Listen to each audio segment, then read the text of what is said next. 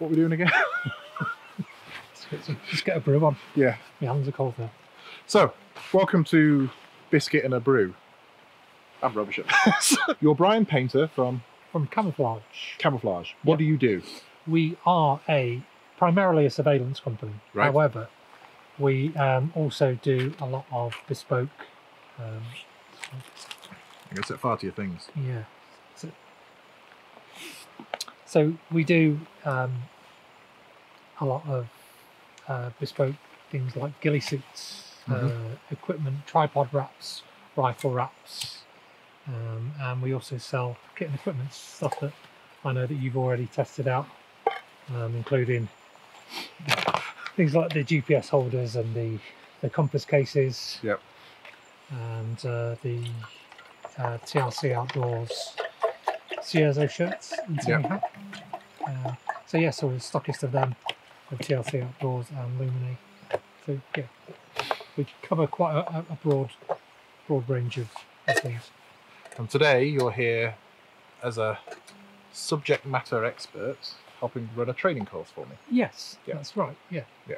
So where I've come in to help you today, I guess, is in the camouflage and concealment side of things. So yeah. Yeah. This isn't like your day-to-day look, is it? I prefer the rouge. The rouge, yeah. So yeah, we've gone for something a little bit more subdued. So while I'm waiting for the kettle to boil, Yes. would you like a biscuit? I'd love a biscuit. All right, so today, we've got two biscuits today, because it is the season. We have the mug huggers, but I've broken off one of the You've arms. broken that's the hogging arm as well. That's my one, then. You can have that one. Just pop on your mug, Arden's mug huggers, little gingerbread man with a beard. Arden's mug huggers. And we have the crunchy Christmas trees, which are shockingly expensive. Yeah. Well, the whole lot is. This is £2.60. This is £4.25. I wasn't paying attention when I bought these, and now I've been mugged, basically. But you can share your hug on Instagram at Arden's UK, or one word. You're better at the Instagram than I am. Hashtag mug huggers. You've got more followers. I have. Yeah. Have I? Yeah. Well, than me. Really? Yeah. I didn't know that. There you go. Learn something new every day. You do. Yeah. At some point, you were born. I was born. Yeah, I was born in a place. In a place. Well, I come from a family of soldiers. Okay. So my dad was a soldier for 23 and a half years. My brother joined the army. He's just recently left. I joined the army, and also my sister joined the army. So she served in the invasion of Iraq. My brother in Afghanistan, and myself, and my dad in Northern Ireland. And then later for me, after I left the army, I was a contractor out in Iraq, out there for several years. Then came back to the UK approximately 5 and 6 years ago, and started, which was then Discreet Health Limited, and now known as Camouflage. So what percentage of your adult life would you say you spent being slightly too wet and cold, or too hot and dusty? Too much of it. What percentage have you been just at the right temperature and humidity? Yeah, probably about 1%. Like you, I'm a big guy and I run hot. So yes, it's a constant battle between too hot and too cold. It's getting that nice ambient. This is probably about 3 or 4 degrees today. It's probably about perfect for me, I think. Yeah, this is your happy place. Yeah. Yeah. I can one layer of warm kit, and that's me. That's fine. I don't need loads on, and equally I've been spending most of my day just wearing a t-shirt. So if you're in other forces or just interested in that section of the outdoors, you will completely understand what a damp Welsh forest block is like in December, and that's where we are. But equally, it's 3 degrees, damp Welsh forest, but we could be filming this in July. Yeah. It's Wales. Are you eating your mug hugger? Only as like. Yeah, but not as. I've not done. you can still hug the mug. I can still hug. His hugging arm is still there. The crunchy Christmas trees are good. They're not 50p a biscuit good. I'll say that. These are definitely. These cost £2.60. Yep. Bug Huggers by Arden's. Mm. I don't like it. You can say you don't like it. We bought it. We didn't get sponsored. We're not sponsored. No, we're not sponsored.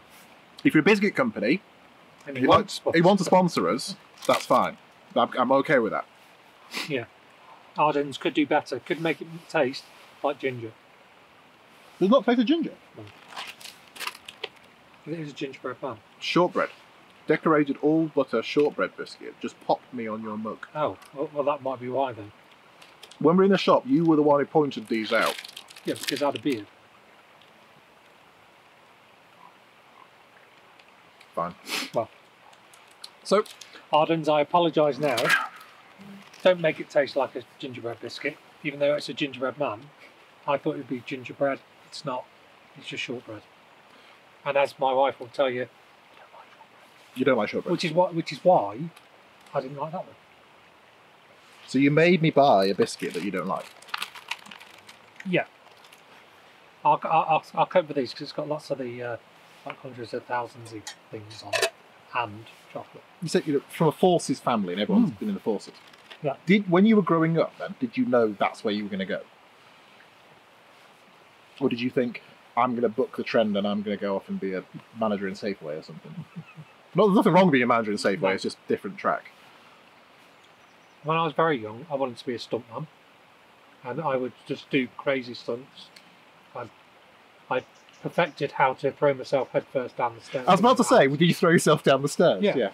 And I literally used to do it 10 times a day. And get my mum to score how my fall was. Does your mum deserve the Victoria Cross for putting it with you? Yeah, bless her. I love you, Mum. Yeah, she does. But that was never really going to take off. But I was very accident prone. Right. Constantly in trouble for something, breaking stuff. But I always wanted to join the army. My dad never pushed me that way. It was just something that I always wanted to do. Okay. So what did you join? I joined the infantry into the Staffordshire Regiment, which sadly no longer exists. No. Hello, person I know who's watching this, who lives in North Wales. Yes, yeah. Right. I joined the Staffordshire Regiment for a relatively short amount of time and did 5 years in the Staffords. I absolutely loved it.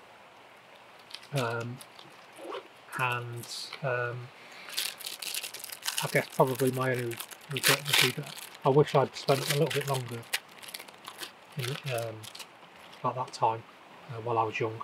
But I'd spent a lot of time in hospital, problems with arthritis and mobility and that kind of stuff. So that kind of not linked to throwing yourself down the stairs repeatedly. Possibly. Looking back on it, yeah. In retrospect, you're probably right. Yeah. I think it's probably more incidental than causal. Was there a gap between coming out of the forces and security? Yeah, there was. Yeah, like a 10, 11 year gap. So when I left in 1999, I went off and I worked in a outdoor shop, which was great for me because I love the outdoors. I going out walking and just generally being outside. I always found it a great place to set your mind kind of straight. Discount kit? Pardon? Staff discount as well? Yes, for kit? yeah, staff discount on kit. We were on the trials team for Paramo, and also we did the trials for Haglofs when they were first launching. Oh yeah, when they did like 3 things in the UK. Yeah. Yeah. So we were one of the first lot to try that, and also Phoenix Clothing, which was one of Van Gogh's brands. Oh yeah, I remember that. So this was in the very early 2000s. Yeah, that was just when I was starting out. Yeah. Yeah. So I'm a little bit younger, but not much younger. Yeah, only a couple of years, I think. Yeah. So I did that for like 3 or 4 years. I absolutely loved it. And then I moved off and did various other different things. And about 10 years ago now, I joined the reserves. I thoroughly enjoyed a good couple of years with Four Mercian. So yeah, joined Four Mercian, and then I attempted Special Forces selection, and I came off of that injured. I got invited to go back and retry for the next course, but having known what was going to come because I'd already done it, I didn't fancy that. So I went off, did a close protection course, mixed with a bit of surveillance, and found myself in Baghdad. A couple of years out there. Nice relaxing place to be. Yeah, it was great. Yeah, I think within a 6-week period, I'd been shot at, blown up, and had a heart attack. So yeah, at times it was great, and then equally there'd be times when months and months of nothing at all. It was kind of coming towards the tail end of how busy it was. Yeah, I've got some friends and some guys who work for us who are still working out in that world, and I can tell what their operational tempo's like by how much they're posting on Instagram. Yeah.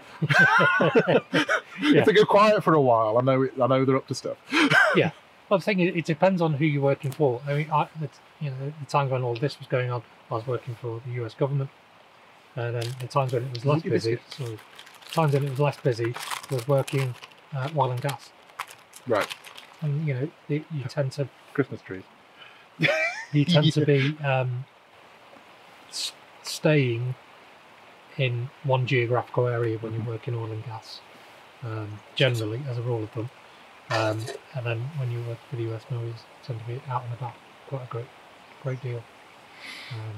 And thus you're more likely to come across things, or things are more likely to happen. Unexpected opportunities and challenges. Yes, that's one way of yeah. putting it, yeah. Did you prefer one to the other? Did you prefer, or was it nice to go from one to the other and back and forth? Well, working for any government, possibly with the exception of the British,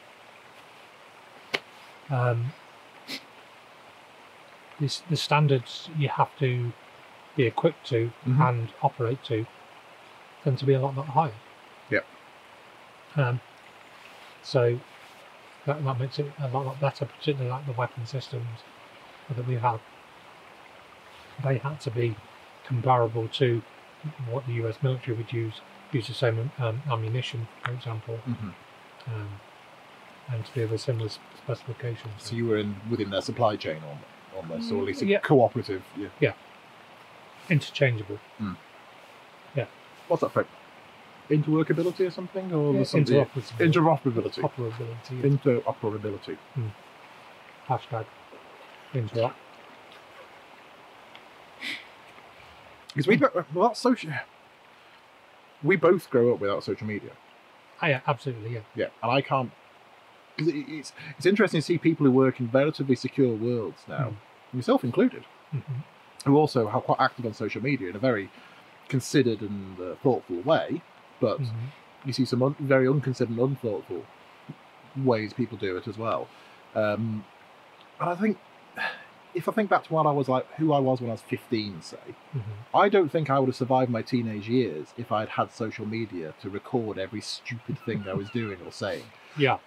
Yeah, I agree. The thing is, with social media, and doing the job I do, it could be a subject of much derision and concern by some people, and that's fine. I, before I went into doing surveillance, was a security consultant, and I've been on the TV quite a great deal. My focus has been out there. It's not something I can't take that back. So yeah, once you're out, you're out. Indeed, we're very mindful of what it is that we post on social media, and we don't do anything that can compromise what we're doing. But similarly, I think social media can be used for a lot of great things. That's how we met.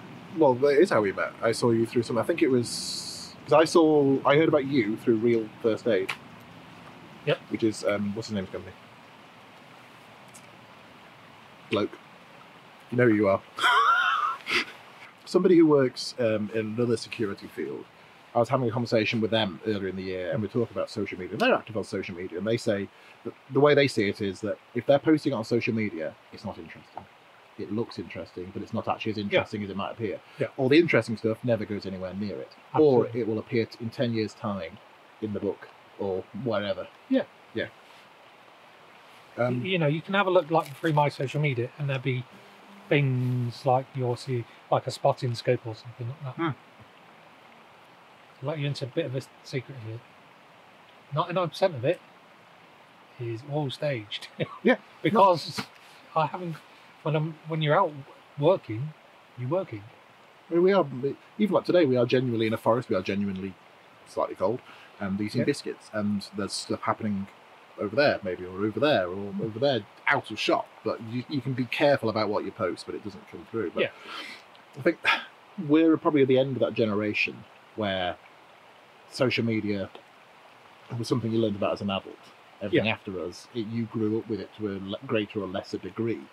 And I think that does affect how you see the world. It affects how you see information sharing and that kind of thing. And when I work, because now I'm at the point where I'm training people who are significantly younger than me, and I'm not sure when that happened, but you see a difference in the way, just the way they process information, the way information comes to them. Not as one's better than the other. It's just I think there's a difference. Yeah, there is. You know, I remember being maybe 17 or 18 in the army, and it was all the rage to have a pager.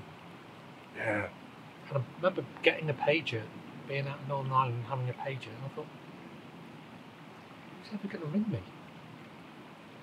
Who would ever ring my pager? And I thought, I just spent all this money on a pager, and you know, nobody had not enough people ever had a mobile phone. In the early 2000s, I was in a mountain rescue team, and we had pagers for the first few years I was there before it all went to text message systems. And they were all on the Vodafone network. And they had the control centre that you could call and dictate a message and it would go out.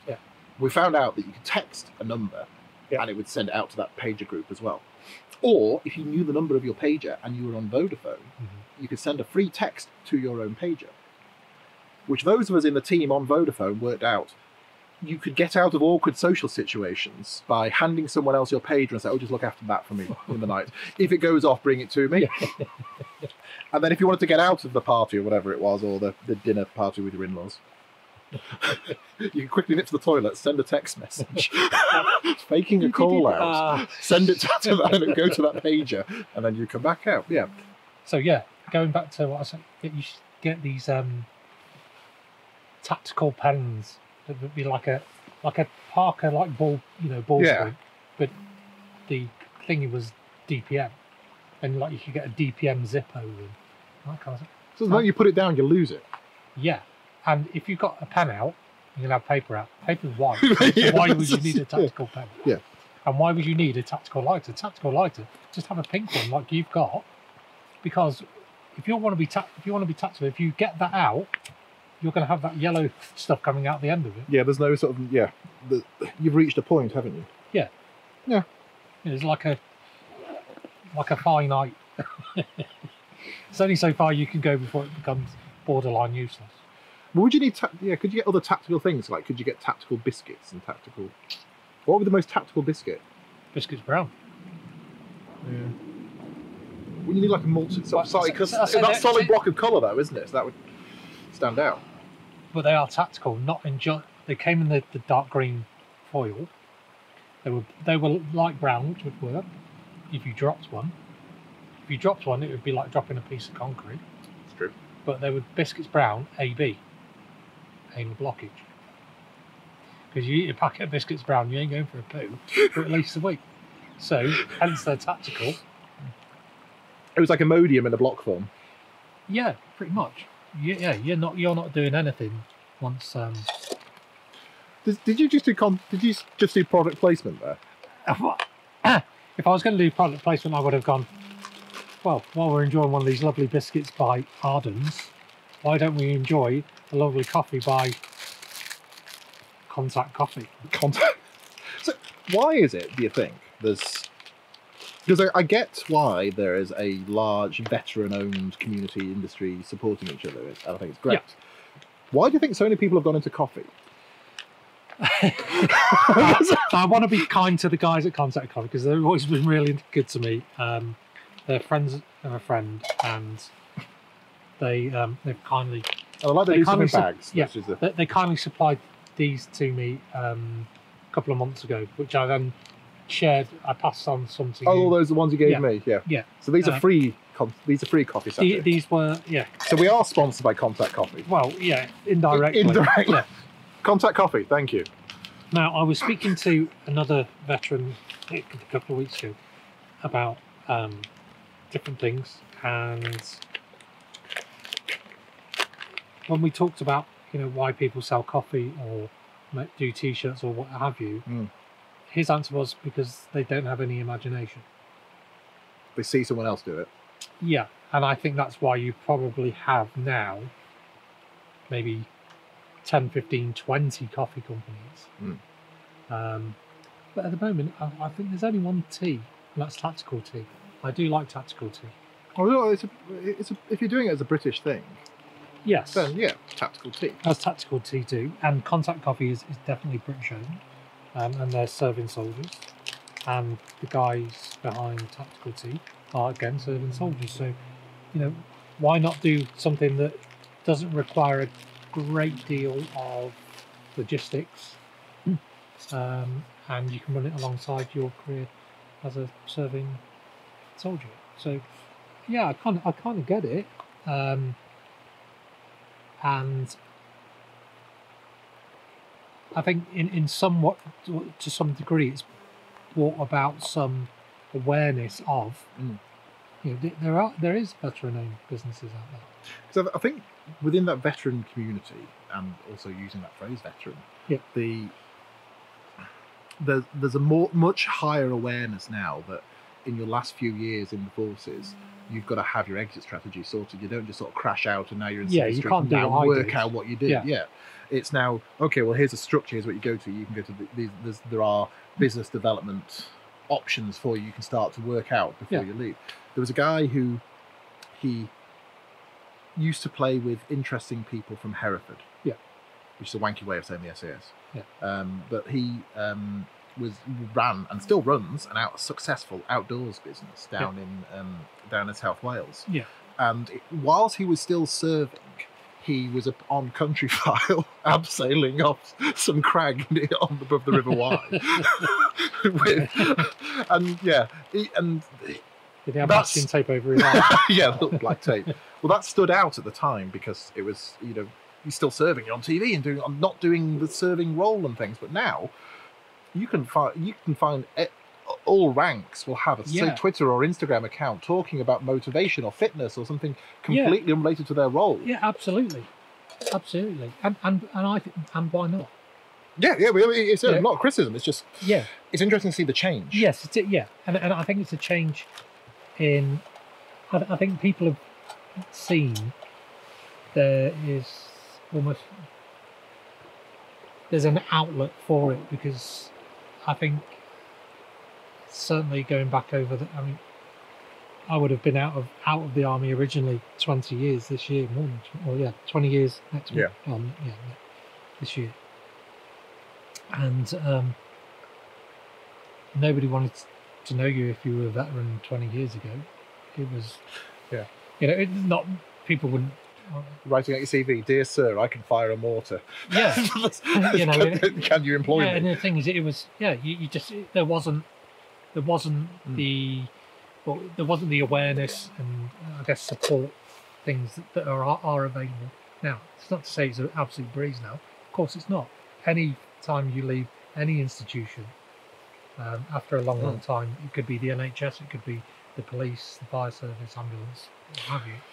You would have, or leaving any career, if you went out of your of doing what you're doing now in the outdoor community, and that was your career ended, and you had to go off and find a new one, it would be terrible. It's true. I think the institution part of it is something as well. I've heard other veterans and people I've talked to and people I work with, we talk about that idea of, you know what you're doing when you wake up that morning. You know what you're doing that day.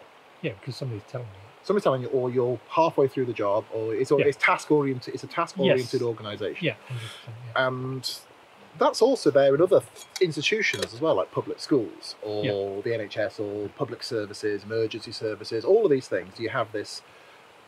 I know. I'm get up today. I know what I'm doing. This is what I'm going to go and do. And I think when you either crash out or even just do a staged exit, and you go and you have your resettlement budget and you go on training courses and do all these things, I think. Just as purely as a civilian outsider that just is lucky enough to work with lots of people from that world, you see a lot of lack of direction, and you see people who have gone from a task-oriented organisation who aren't then immediately going out to find their own tasks. They haven't realised that, because no one really tells you, that you have to go out and find your own tasks, be your own, not motivation, but go and say, okay, right, well, no one's telling me what to do. I need to work out what I'm going to do and go and chase after it. And I think the big difficulty is that you get to resettlement time, and that can be over a 2-year period. You could do your resettlement over. That you may not actually know what it is that you want to go into. So I get it weekly. There's people that will say, I want to get into doing CP, or I want to get into doing surveillance. Can you point me in the right direction? And I'm more than happy to help anybody. Contact coffee. Help anybody at all, with advice or what have you. So, but how much do you think of that is? Well, I always say to people, it's not what you think it is. People, if you look at my social media, you think I'm, constantly hidden in a bush. Yeah. Because that's how I portray. We specialise in rural surveillance. So, of course, that's not. The sitting in the bush bit is a tiny fraction of what it is that we actually do. There's a lot. You've got to do all your business development. You've got to be able to get the work. You've got to have the experience. You've got to do your continuous professional development. All of these things, they cost time and they cost money. And send emails, do your accounts. Yeah, exactly. Work out something interesting to post on social media. Yeah, exactly. I've had my accountant answer me twice today to get my and the smartphones, you can't bloody escape it. Yeah, we get the same thing where if you look at the social feed, whichever of the brands it is, it's always a moody shot on the side of a mountain, or doing something in a woodland, or a shallow depth of field of a flower, and talking about foraging and wild food. Are you having milk? I'm not having milk.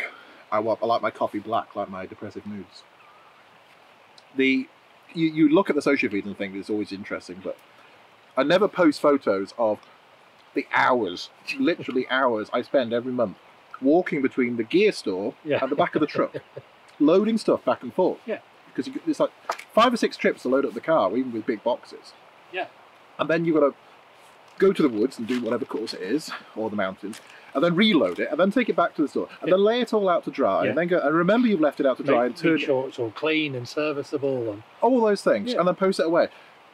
If I did an Instagram story for every single time I did that, I would look like a boring wanker, and that's because 99% of it is quite boring. But you cherry pick to show your best life, don't you? Exactly, and I think that's probably the case for all social media. You do stuff to show or portray your life in the best possible light. Yeah, 'cause I know from things you've told me and the roles you were doing, you did interesting stuff. Yeah. But I'm going to guess that probably less than 1% of your time was spent in forces of security was doing what the Americans call high-speed stuff, and stacked up with firearms and in contact and all those things. I bet there was a lot of standing around or waiting for stuff. Of course there is. Yeah. Surveillance. We could sit here overwatching this road, and this is the objective, and we have to do X, Y, and Z, and we could be here watching this Land Rover come through, and we've been here for 5-6 hours. That's the first vehicle we've seen. It's also interesting to notice that and you've got 20 seconds of it there. Yeah. That 20 seconds could be the most valuable, and then you might not see that again. No. And that's surveillance in a nutshell. It's sat here being cold, miserable, wet for 20 seconds of action, and that 20 seconds, you've got to have the ability to go from doing absolutely nothing and feeling sorry for yourself to getting that money shot. Yeah. And then being able to present that to your client, because they're the people that are paying your wages ultimately, and they don't care how uncomfortable you are. No. And what it took to get it, So they're paying you for. If you don't like it, go and work in Tesco. Yeah. Yeah. Oh, we have our trash bag. Yeah. See, you're a true outdoor professional. You've got a spork. Yeah. My spork was pinched from Beyond the Beaten Track. Hello, Beyond the Beaten Track. When you were at the outdoor trade show last year or the year before, and you packed up early and left about 1,000 promotional sporks on your table. About 500 of them ended up in my gear store somehow, and I'm slowly working my way through them because they keep snapping. But yeah, hello Beyond the. I think that's Beyond the Beaten Track is Vesty Foods, who make the ration pack stuff. Oh, okay. But they don't like talking about that. I didn't that out. You're in the video now. But yeah, no. I'm not that with promotional. I'm promoting it. Did its job. There's, you can't see it, but there's the logo on top of my Alp Kit kettle in my Alp Kit mug. So your Alp Kit kettle, and this is not to besmirch Alp Kit. Yep. I've got exactly the same kettle from French outdoor big shop. Decathlon. Yeah, they're probably made in the same place. Yeah. It's about £2. Well, I think it's titanium, so I think it's made from it's made from melted down MiG fighters. I think it's a cheap source of titanium. It's interesting because you sell outdoor gear, and you sell things, and you sell jilly capes that we sat on, and other bits of kit that we use. It's interesting to see how the outdoor world has changed, particularly in the last 2 years, where you've gone from some companies were selling outdoor kit, they were just selling like the more subdued stuff, and they'd sell it to the forces or things like Buffalo. They've always done forces specific stuff, but it's always been like olive green and dark, and you could wear it. You could buy it as a dog walker, or you could buy it and take it to Northern Ireland with you or wherever. Yeah. That's always been a thing. In the last 2 years, there's been a jump forward, particularly here in the UK. I think it's happened in the States as well, and I don't know which way it happened first, where there are military and tactical specific brands within the brands, or they've got a division within it. So thing like just up the road from here in North Wales, DMM, who do climbing kit, and they've always done black ice axes and black carabiners and things that were for building assault and mountain troop and people like that.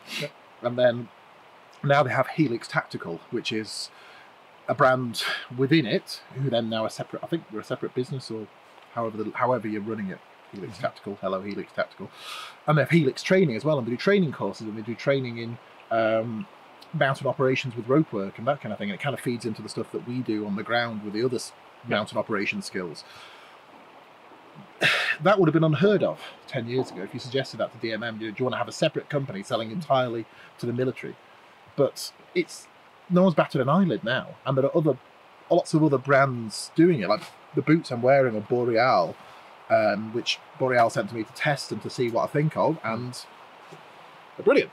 But they're the military division within Boreal, and they do all of that kit and all that stuff. And there's, but I think in some ways the conflicts that the forces, the British and American and European forces have been involved in for the last 18 years, and the way that the forces have had to go about procurement, it has meant that things have had to move at a far greater speed than they did for the preceding probably 50 years. So companies have now cottoned on to the fact that there's a demand there, and that demand can be far greater than just a few people in an isolated unit that may like Buffalo, for example. Yeah. There's entire units, and because there have always been places that would make custom military kits. We spoke about it this morning when we went for a coffee. There was a couple of small companies that made, and they were the only people that you could go to get it. Yeah. Apart from maybe a friendly tailor or tailoress that would make you something very, very similar. But now you've got access to the materials and the knowledge base, partly because of the internet, that kind of stuff. The whole world is available to you from your phone or from a laptop, what have you. Yeah, now if you want to know how to do something now, you don't go and look in the back of a magazine, find a school that runs a course, and then go and do the course, and then write off to them to get their pamphlet back to you and then book on that year's course. Yeah. You Google it whilst you sat on the toilet. Yeah. And you booked onto a course before you finished. Yeah. Yeah. I've tried wiping me one with a rag. You have to wait for one of the splash proof ones. Yes. Yeah, but and there's access to that, and all the things like I'm wearing. There's not much I'm wearing here, which is from from the original outdoor side of things. This is all from the outdoor professional side of things, where it's working with the police and security companies and military and people like that.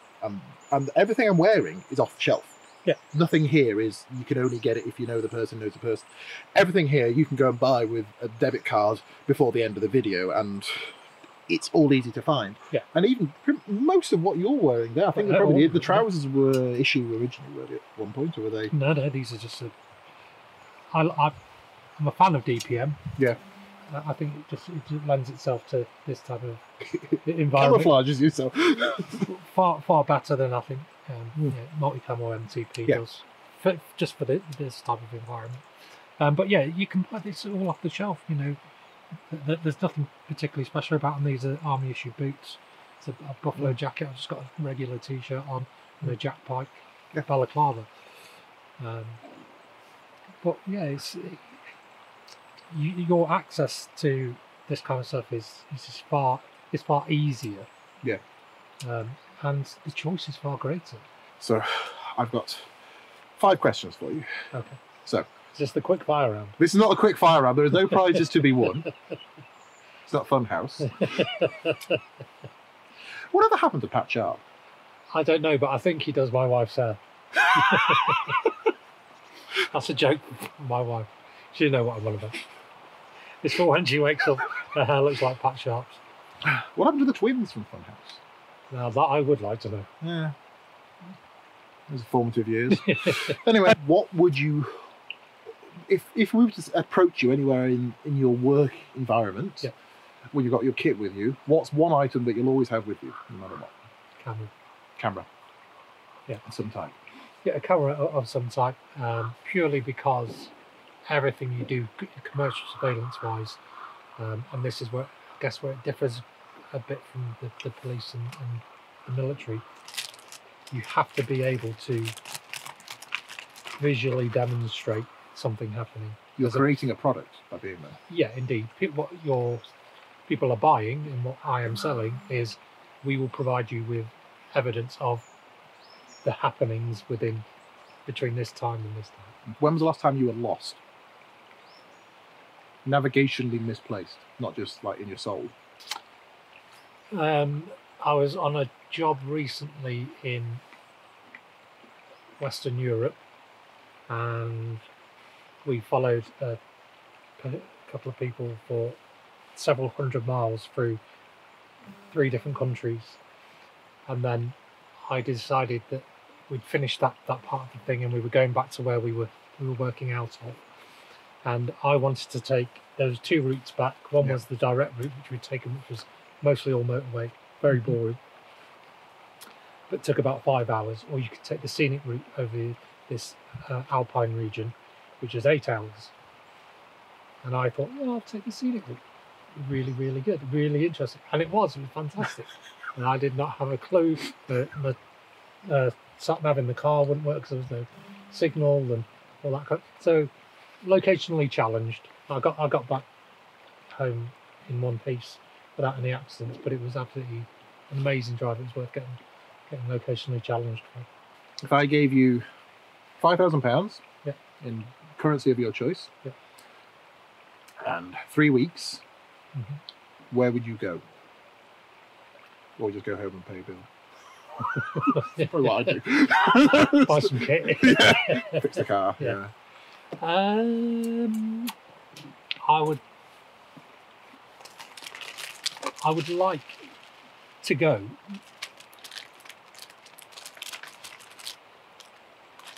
One of my favourite countries in the world is France. Okay. And it's nice apart from the French. I'd love to go. It's spoiled by the French. Yeah. I would love to go. I'd go to France. It's somewhere we kind of put off going, but we really should go more. And having spent a great deal of time in Europe this year with work, there's so much that's on our doorstep. Yep. And in things like no-fly holidays are becoming more and more popular to reduce your carbon footprint and all that kind of stuff. It's easily reachable by car or train. At the moment. Yeah. Currently. December 2019, if you're dating this. Yeah. What's the worst piece of kit you've ever owned, outdoor kit? They used a company, I think they're still around, I won't say who it was. You say it was, we're not sponsored. BCB. They are sponsored. Not them, somebody else. But this was a long time ago, 20 odd years ago.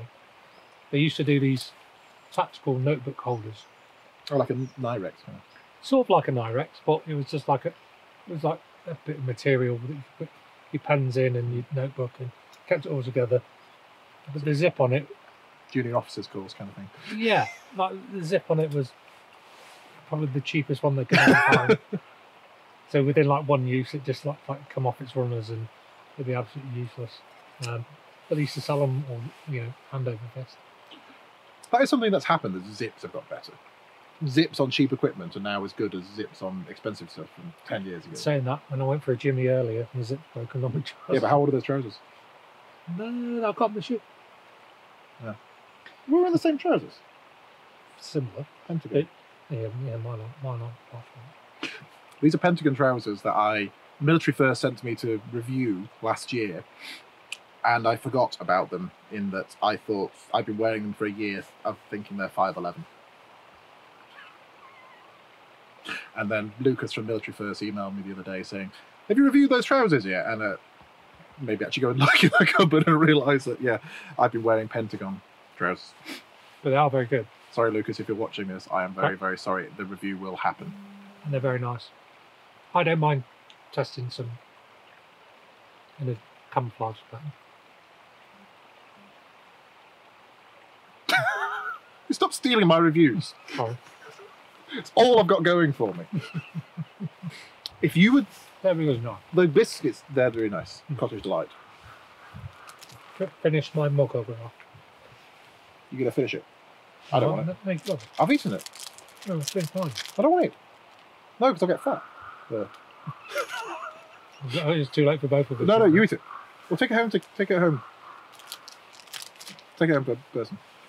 So, if you were to go back 15 years... 15, yeah.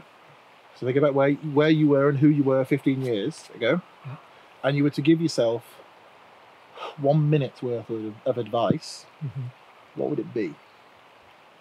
Don't go into that bar, don't you? Stop doing what you're doing and start doing something that you love. Something you're passionate about. A lot after I left the army, I spent a long time doing jobs for the sake of having a job, for the sake of earning money, and it's not something I don't believe you should do. You do everything you do with your companies and your photography and outdoors and reviews and that. You're doing it because you love it and you're passionate about it, and it comes across. And I do what I do because I absolutely love it. I'm passionate about it. I make ghillie suits because I'm interested in it. I love it. I'm passionate about it. And if you love it, it's not a chore. It's not really work. You're getting paid to do something that you really enjoy. So that's your advice. Yeah. And don't marry me, that's why. Right, we're winding up. If you made it to the end, thank you very much for watching. Thank you. Brian, where will people find your things? What's your website? Camouflage with a K. K. Yeah. Yep. It should be appearing here. Somewhere. Here, there. somewhere down. There. No, that way. There. Camouflage.co.uk. You can Twitter? find us on Twitter. Kamouflage Ltd, all one word. Okay, and on Instagrams? Yeah, Kamouflage Ltd as well. Whatever that says. And Facebook, just search for Camouflage with a K. I think we're the only ones on there. You'll know it's us. Okay. But we're on all social medias. Is there anyone else you want to give a shout out to? Shout out to TRC Outdoors, who've helped us. Where's the logo? Find the logo. Ben?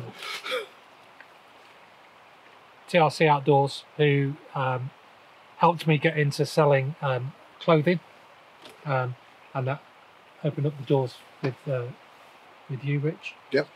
And also to the guys at Luminae Designs, who again that we've both worked closely with in helping to develop a few products. They're all great guys. They all deserve a bit of attention and a follow. Terry from CDI Tactical over in the States. Yes. The colonial commoner. Yeah. Yeah, the Hicks from the sticks. Yeah, Terry from CDI Tactical, another guy who we all share a WhatsApp group, and everybody has brought so much to it in terms of helping us to develop our own companies, our own brands, and our own business ideas. It's been invaluable. For us, everything's on originaloutdoors.co.uk, or if you go to Outdoor Professional, that one down there, and you can find us through at Original Outdoor on Instagram and Twitter, or at Out Professional or Outdoor Pro, whatever it says down there. That's the more recent one, and I haven't learned how. Well, all the good ones were taken, so yeah, it's down there. It's that one. Yeah. But all the links are below the video. All the links to Brian's stuff is below the video, and everything else we've talked about. If you have any feedback or any questions for us, put them in the comments below. Please like the video, subscribe to the channel, and yeah, we'll see you next time. Brian, thank you. Thank you very much. Thank you.